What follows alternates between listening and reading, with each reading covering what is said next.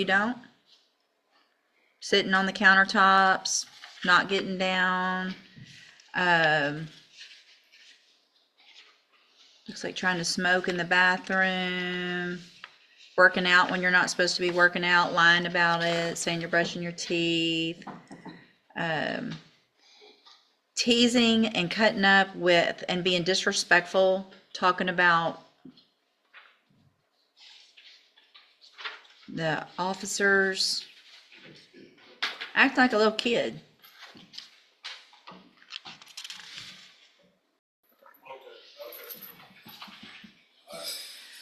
All right, you're Taylor Douglas. And Mr. Douglas was previously in court, entered a plea of guilty to the third-degree felony offense of obstruction or retaliation. I've received the pre-sentence report. Has everyone had an opportunity to review that report? We have Any additions or corrections? no, Only that court is inclined to follow judge and certainly concur with the answer. In addition, I have received, and you guys should have been given copies of jail incident reports. Have you all reviewed those as well? we have them. I'm not, but I take your word for it. Okay.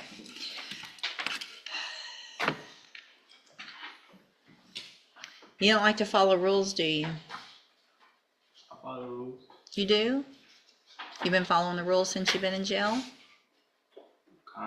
Kinda. Okay. So, how have you not followed the rules? I don't know, just whenever, I say like whenever I get disrespected or something like stuff. Oh, so when they disrespect you, I just, why do you think you deserve their respect? cause I don't do nothing to disrespect them. You don't? You don't? Sitting on the countertops, not getting down. Looks like trying to smoke in the bathroom.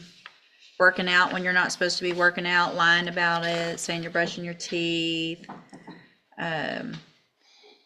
Teasing and cutting up with and being disrespectful, talking about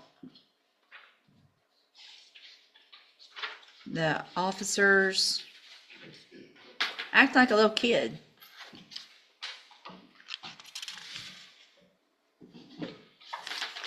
Taking food when you're not supposed to.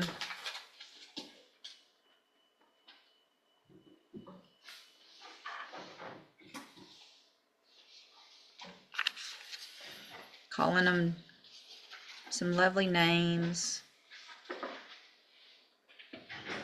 B word. Tell them they're white and ugly. That's what they said, I said? Mm-hmm. I don't know, I don't remember. You don't remember saying that? So here's the thing, how old are you? 19. 19. So you're now on a felony, or about to be, if I follow the agreement, which I don't have to do.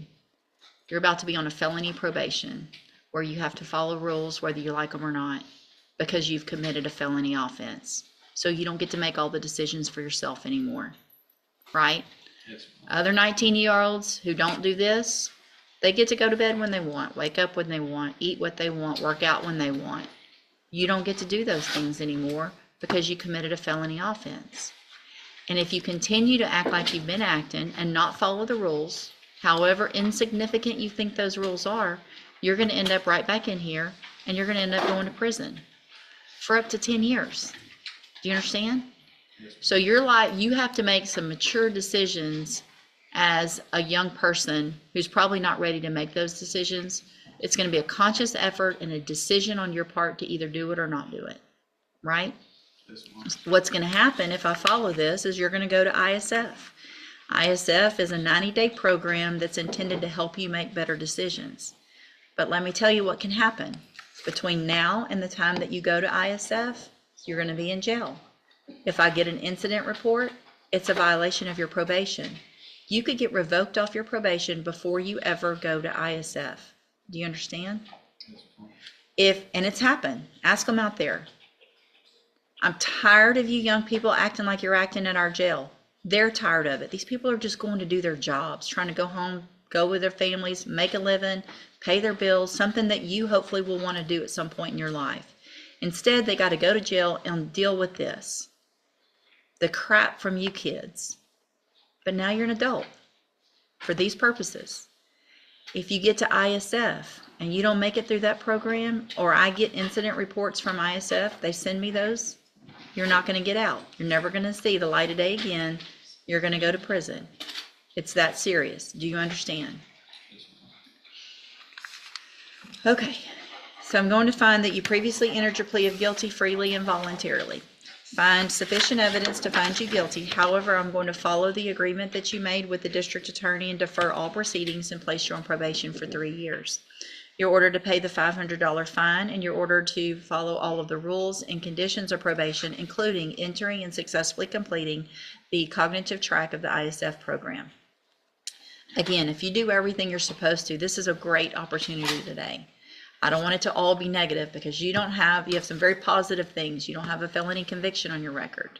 If you're a convicted felon, it changes your life in so many negative ways. You're not going to get certain jobs. If you want to go to trade schools or school or anything like that, or college, you're not going to be able to do certain things, live certain places, all of that.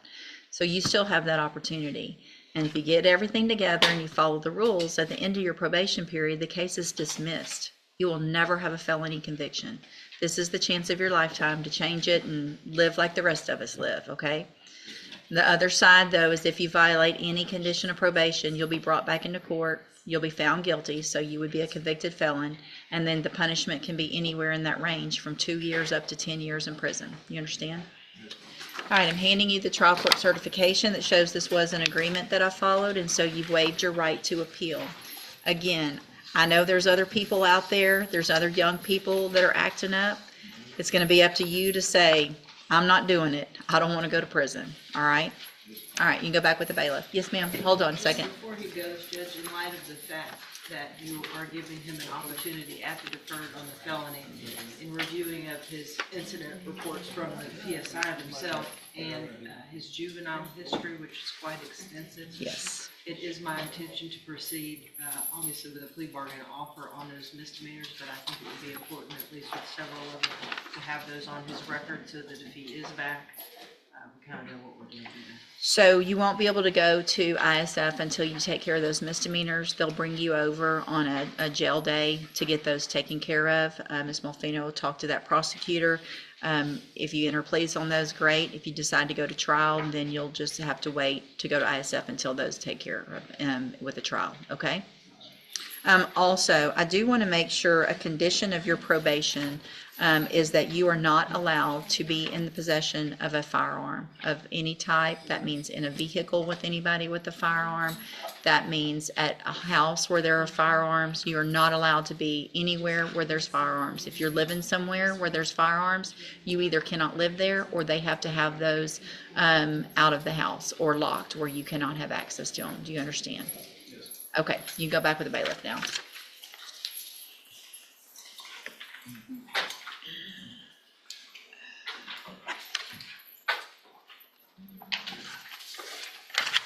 Michael Dyer, Mr. Rojas.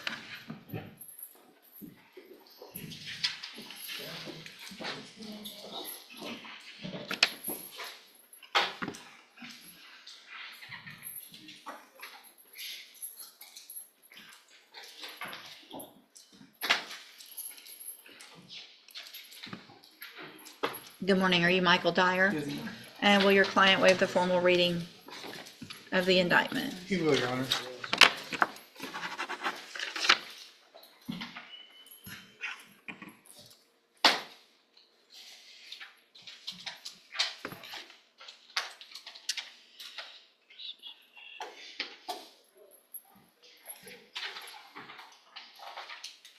Mr. Dyer, in cause number 25, DCCR 1340, the state has elected to proceed on the lesser included offense of a Class A misdemeanor assault, and that's from September 9th of 2025. And how do you plead to that charge? Yes, Are you pleading guilty freely and voluntarily? yes, ma'am. And are you pleading guilty because you did what they've charged you with? Yes, ma'am. I have here on the tablet some documents that have your signature on them that the state has marked as exhibit number 1. Before you signed these, did you go over them with Mr. Yes, Rojas? ma'am. Do you fully understand them? Yes, ma'am. And do you understand, if I follow the agreement that you've made with the district attorney, that you will be waiving or giving up any right to appeal? Yes, ma'am. State tenders number 1. No objection. It's admitted. Is there any evidence that Mr. Dyer is not competent? No, Your Honor. All right, sir, I'm going to find that you entered your plea of guilty freely and voluntarily. Find that you're mentally competent and you understand the nature and the consequences of your plea. Find sufficient evidence to find you guilty, and at this time, find you guilty of the lesser included offense of a Class A misdemeanor assault. Sentence you in accordance with your agreement to a term of 1 year in the Jefferson County Correctional Facility. You will receive credit on that sentence for any time that you've been in custody that the law gives you the right to receive. I'm going to, what? I'm sorry.